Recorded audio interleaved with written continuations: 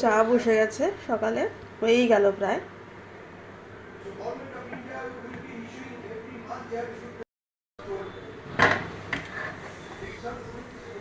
ছোট আলু একটু সেদ্ধ বসালাম, চাটা নামিয়ে। ঠান্ডা হবে তবে তো ছাড়াবো।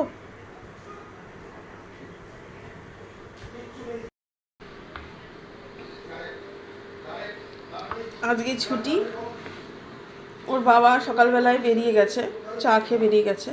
এখন আমার চা খাওয়া হয়নি, এখন আমি চা খাচ্ছি। আর মেয়ের খাবার, এখন মেয়ে আর আমি বসে খাবো আর একটু আড্ডা দেব, তারপরে আবার রান্নাঘরে আসবো। আলুগুলো সেদ্ধ হয়ে গেছে, এগুলোকে ছাড়িয়ে নেব। আর এখানে একটু পিসিকে লস্যি বানিয়ে দিয়ে এসেছি, সেগুলো সব পড়ে আছে, রেখে দিই, পরে ধোবো।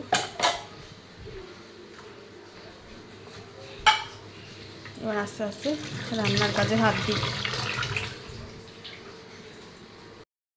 তার আগে বাবাকে একটু গ্রিন টি দিয়ে আসি, তারপরে রান্নায় হাত দিই। আমি রোজই তাই করি, বাবাকে গ্রিন টিটা দিয়ে তারপরে রান্নায় হাত দিই।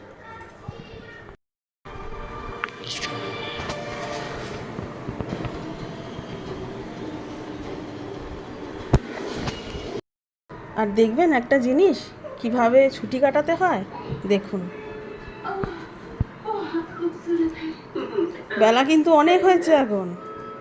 সেই যে সকালে উঠে ব্রেকফাস্ট করবার পরে এই যে শুয়ে আছে, একটুও নড়াতে পারছি না এখান থেকে। আমি বিছানাটাও পরিষ্কার করতে পারিনি, তুলতে পারিনি, শুয়ে শুয়ে টিভি দেখেই যাচ্ছে।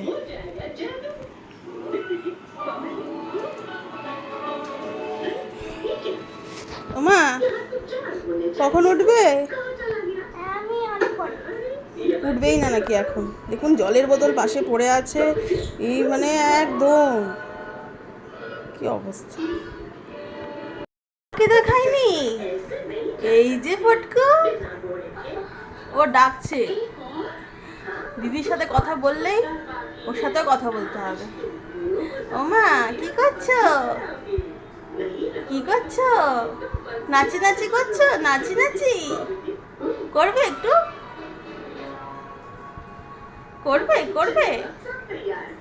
ওলে বাবা, ওলে বাবা, ও বসে বসে টিভি দেখছে ওখান থেকে। জামা কাপড়গুলোকে আগে মেলে আসবো, এত মেঘলা ওয়েদার না, কখন যে জামা কাপড় শুকাবে কে জানে। এখন ছাদে এসে বুঝতে পারছি যে হালকা হালকা না অল্প অল্প বৃষ্টি পড়ছে। ওই যে আমাদের শেডের ওপরে যে জলটা পড়ছে টপ টপ করে, আওয়াজটাই বুঝতে পারছি, কিন্তু চোখে ভালো দেখা যাচ্ছে না। নিচ থেকেও বুঝতে পারিনি যে বৃষ্টি পড়ছে। তো ছাদে এসেছে এখন জামা কাপড়গুলো মেলতে। তার আগে আপনারা বলুন যে আপনারা সবাই কেমন আছেন। আশা করছি সবাই ভালো আছেন। আজকে ঈদের শুভেচ্ছা জানাচ্ছি সবাইকে। যদিও ব্লগটা কালকে দেখা যাবে, আজকে ঈদ, কিন্তু আপনারা কালকে দেখবেন ব্লগটা। তবুও সবাইকে ঈদের শুভেচ্ছা। আর যথারীতি সংসারে যেরকম কাজ চলছে, আজকে বৃহস্পতিবার, আর তার মধ্যে এখনও ঠাকুরের বাসনগুলো মাজা হয়নি। ছুটির দিন একটু বসে গল্প করতে গিয়ে একটু সময় গেল, মেয়ের সাথে নিচে গেলাম, সেখানে একটু কথা টথা বললাম, সেখানে কিছুটা সময় কাটালাম। করে এখন এসেছি, আগে জামা কাপড়গুলো মেলি, কারণ এত মেঘলা ওয়েদার না, জামা কাপড়গুলো যে মেলবো কখন শুকাবে। শুকানোর থেকে বড় কথা, জোরে বৃষ্টি নামলে যদি ছাটফাট আসে তাহলে কিছুই শুকাবে না, উল্টে আরেকবার আমাকে ধুতে হবে। তো যাই হোক, এখন জামা কাপড়গুলোকে মেলে নিই। জামা কাপড় সব মেলা হয়ে গেল, তাও একটু ছাদে ঘুরছি, এরপরে নিচে যাব।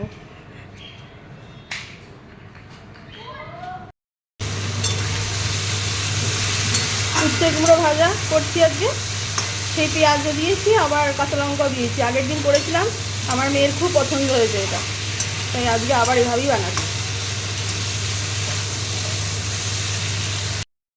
আর মাছ করছি, নুন হলুদ মাখিয়ে রেখে দিয়েছি, ভাজবো। আর এই যে আলুগুলো ছাড়িয়ে নিয়েছি, এই আলুটা দিয়ে এই আর মাছের ঝোলটা করব।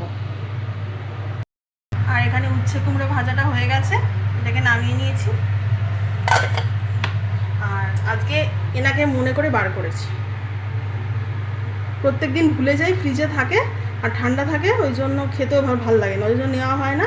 আজকে মনে করে আগে আগে বার করেছি। মাছের ঝোল প্রায় হয়ে গেল, গ্যাসটা বন্ধ করে দিই। এই রেসিপি আর কি শেয়ার করবো, আমি রান্নাটা করে নিলাম। এটা একই মাছের ঝোল, পেঁয়াজ রসুনের মাছের ঝোল না, জাস্ট আদা বাটা জিরে বাটার মাছের ঝোল। সন্ধেবেলা একটা কাজ নিয়ে বসেছি, এখন অ্যাকোরিয়াম পরিষ্কার করছি। জলটা এত ঘোলা হয়ে গেছিলো, কদিন আগেই করলাম, কিন্তু ভীষণ ঘোলা হয়ে যায় তো কথায় কথায়, এই যে করে দিচ্ছি এখন। এই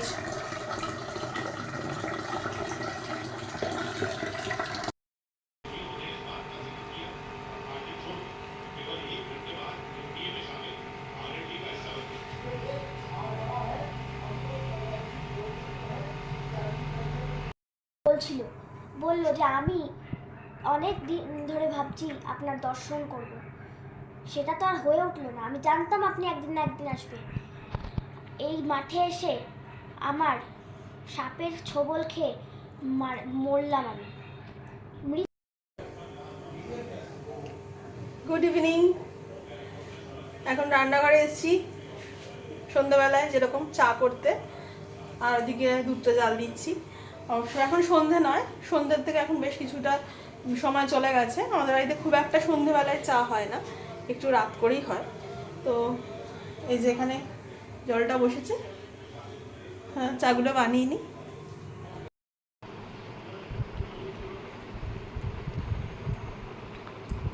এখন আমরা চা নিয়ে বসেছি, আর মেয়ে আজকে আমাকে ভূতের গল্প শোনাচ্ছে।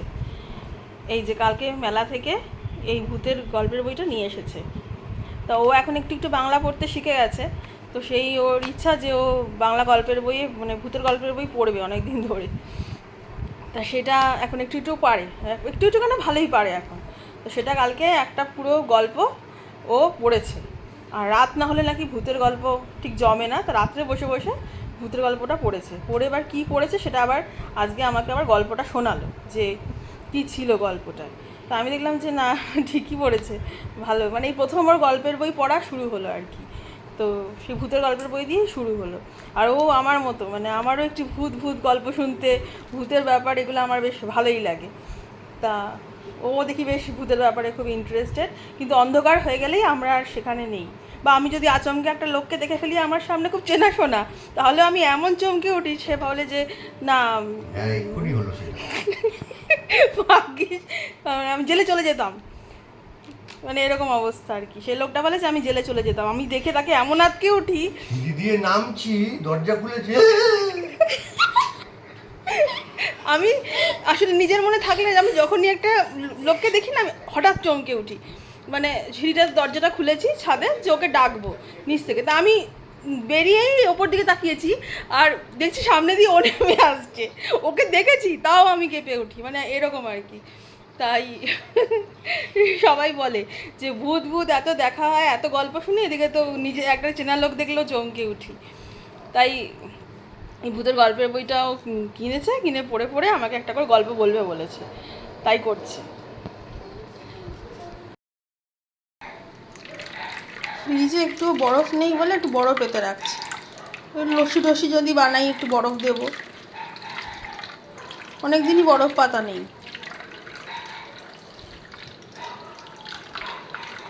বরফটা না একটু রাখাও দরকার ঘরে, এগুলো ঠান্ডা জলের বোতল আছে তাও।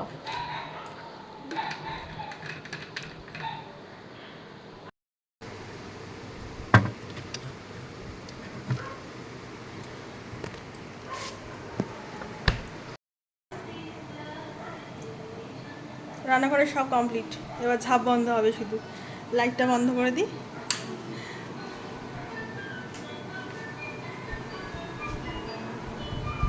সব কাজ হয়ে গেছে, এবার ঘরে যাব। তার আগে আজকে হঠাৎ আমার মনে পড়লো যে ফ্রিজে বরফ নেই, একটু বরফ পেতে রাখি এখন, কেননা একটু লস্যি টস্যি হবে, এটা ওটা হবে, যদি একটু বরফ লাগে বরফ দিই সেই জন্য। তো সেই জন্য লাস্টে ওই কাজটা করলাম। আর বাবা একটুখানি সিনেমা দেখছে, তাই গানের আওয়াজ হচ্ছে। তাহলে আজকে থাক ব্লগটা এই পর্যন্ত, কালকে আবার নতুন ব্লগের সাথে দেখা হবে।